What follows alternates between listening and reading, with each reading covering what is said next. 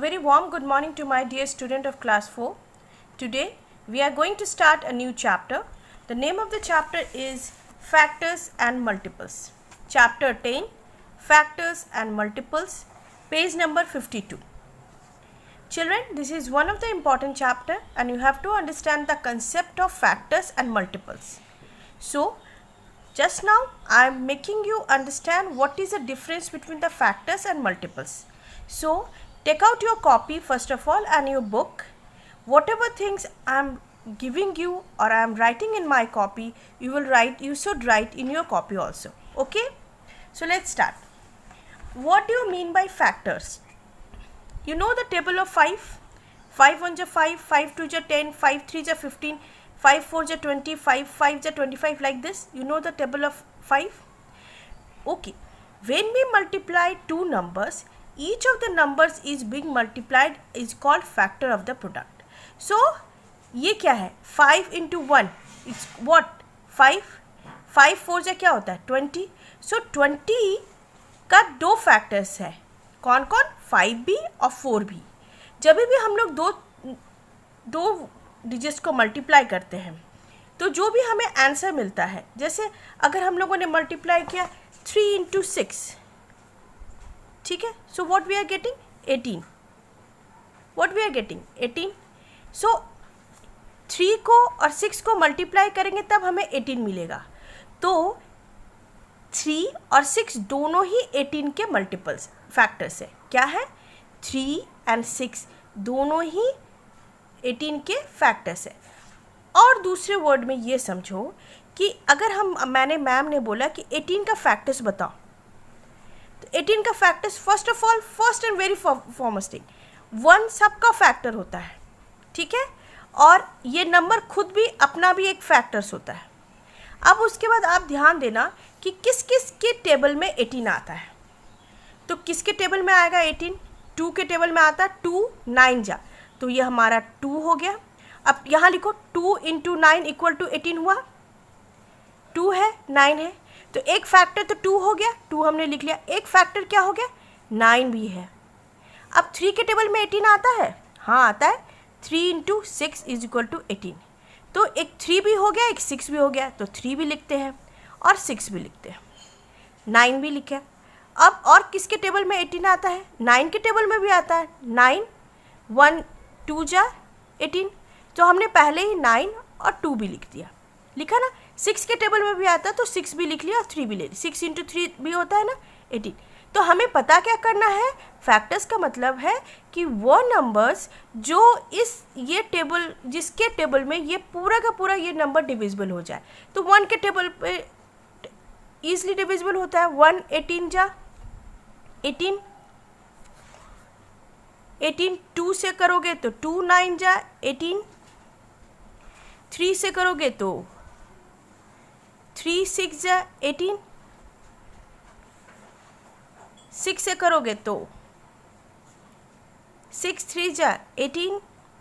तो हम लोग क्या देख रहे हैं? ये पूरा without leaving any remainder it's get divided full.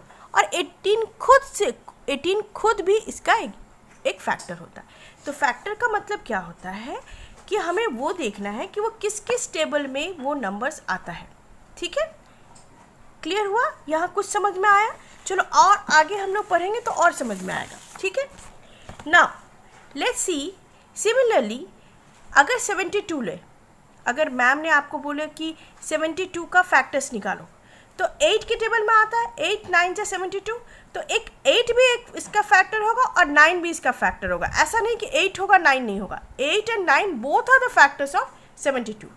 For a number to be a factor of any number it has to be completely divided by the number without leaving any remainder. जो ma'am ने अभी आपको समझाया कि कोई भी इसका reminder नहीं होना चाहिए, पूरा का पूरा डिवाइड हो जाना चाहिए. ठीक है, it should be living a zero as a remainder. Understand children?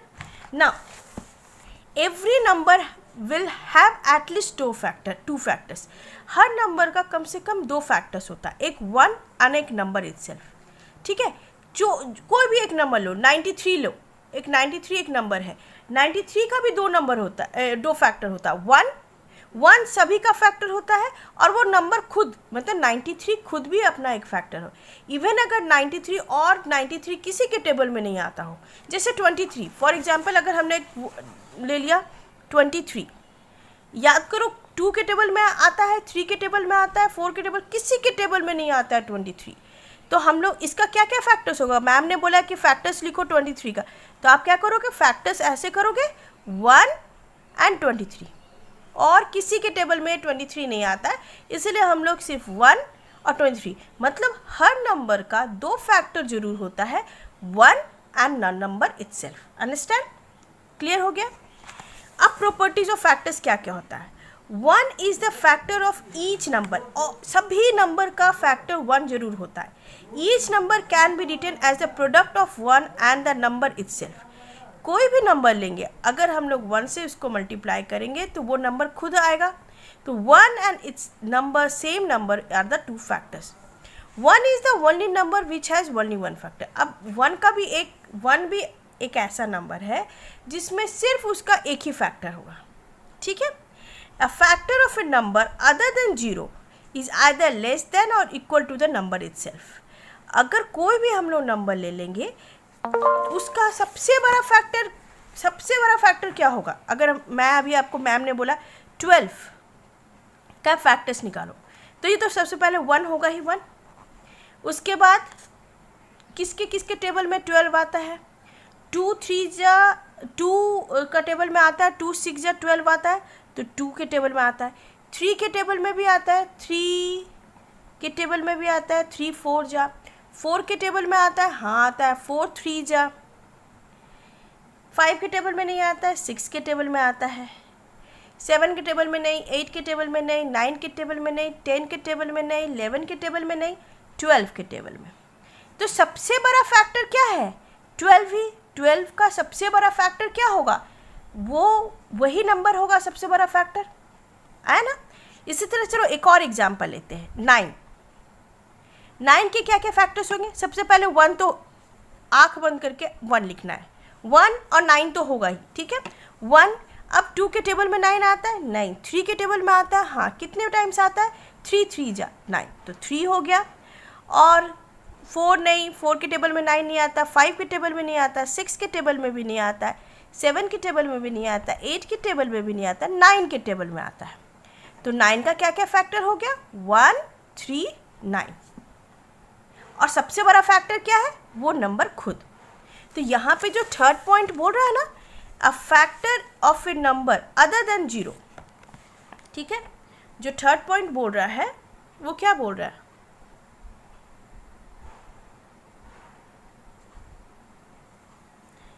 Third point is a factor of a number other than 0 is either less than और equal to the number itself.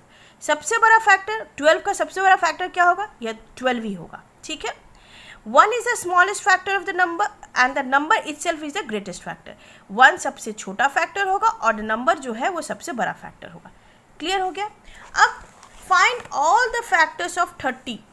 अब ये मुझे क्या बोल रहा है कि सारा फैक्टर्स निकालो 30 का। तो चलो हम लोग सब 30 का सारा फैक्टर्स निकालते हैं। 30 लिखते हैं ना। 30 का सबसे बड़ा फैक्ट, सबसे पहला क्या होगा, 1 होगा ना। फिर 2 से जाएगा, जरूर जाएगा, क्यों, क्योंकि लास्ट में इसका 0 है। मैंने सिखाया था ना अभी आपको, इससे जस्ट पहला वाला चैप्टर में मैंने सिखाया था कि जिसके लास्ट में 0 2 4 6 8 होता है वो 2 से डिवाइड हो जाता है। तो ये 2 से भी होगा। 3 से होगा, 3 + 0 = 3 होता है, तो 3 के टेबल में आता है ना। 3 का क्या डिविजिबिलिटी रूल था कि जोड़ दो, दोनों जितने डिजिट्स हैं उसको जोड़ दो। तो 3 + 0 करेंगे तो कितना होगा, 3 + 0 इज 3। 3 के टेबल में 3 आता है, तो ये 3 से भी जाएगा। फिर क्या होगा, 3 उसके बाद 4 के टेबल में होता है, नहीं 5 के टेबल में आता है, 5 6 के टेबल में आता है, 7 के टेबल में नहीं, 8 के टेबल में नहीं, 9 के टेबल में नहीं, 10 11 12 13 14 15 2 30 एंड 30 के टेबल में। तो इसका क्या क्या, एंड 10 के टेबल में भी आता है। यहाँ पे 10 30 है ना, 30 है तो लास्ट में 10। तो इसका क्या क्या फैक्टर्स हो गए 1, 2, 3, 5, 6, 10, 15 and 30. Understood? So children, I think that you have understand the meaning of factors, properties of factors, and along with that you have understood whatever the examples I have given you. Your homework for this video is that you will understand factors and properties of factors. ये आप read करोगे, ठीक है, अच्छे से read करोगे. Read करने के बाद you will be doing the practice of these two examples, example 1 and example 2. ठीक है, example 1 और example 2 का आप practice करोगे. Thank you very much student. Study well and do read this the concept of factors and properties of factors. Okay, thank you very much.